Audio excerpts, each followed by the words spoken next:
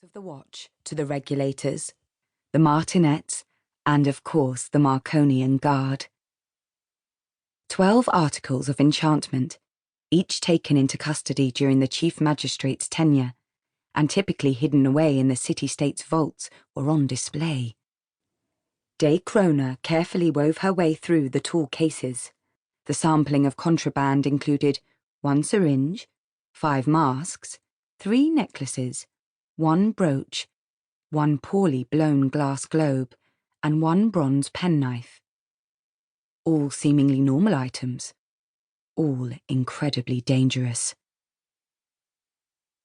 6 regulators had been assigned to the collection security, and Krona had been excited for the opportunity.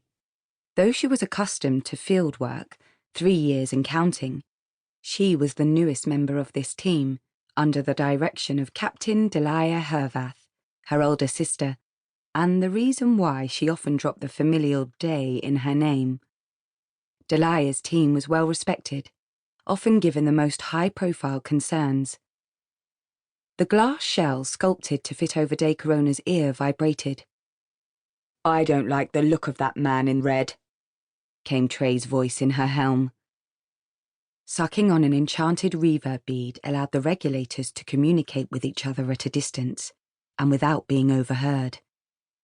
Trey stood nearest the door, observing as each guest showed the doorman their invitation. "This is a party," he continued. "Red, it's unseemly."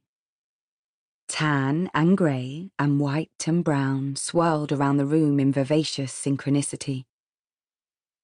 The crowd was spotted through with figures in black such as De Krona, but a lone man in crimson strolled through the throngs of nobility.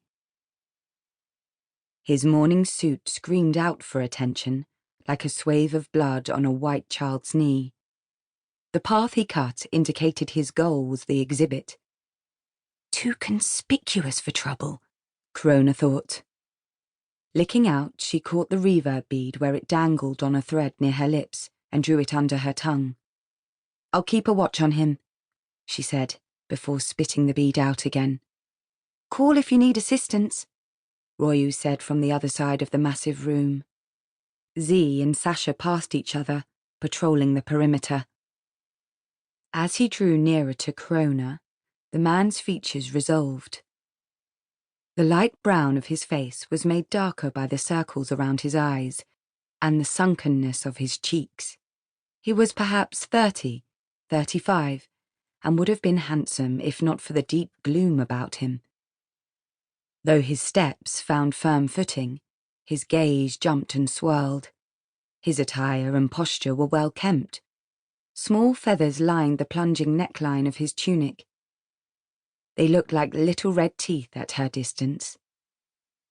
De Krona was sure his mourning attire was not chosen out of jest or disrespect, and he wore no jewellery that she could see, no opals. The grief appeared genuine. He approached the display case farthest from her, then wove in and out of the tall podiums that held the items at eye level, studying each artifact in detail without really seeing them at all. "How may I aid you?" Krona asked when he came near, aware that her oversized helm and androgynous uniform often made her a daunting figure to the public, noble or otherwise. His gaze trailed away from the misshapen globe, falling on the rounded, dark berry-coloured glass of the visor that hid her face from view. The rims of his eyes were as red as his formal coat.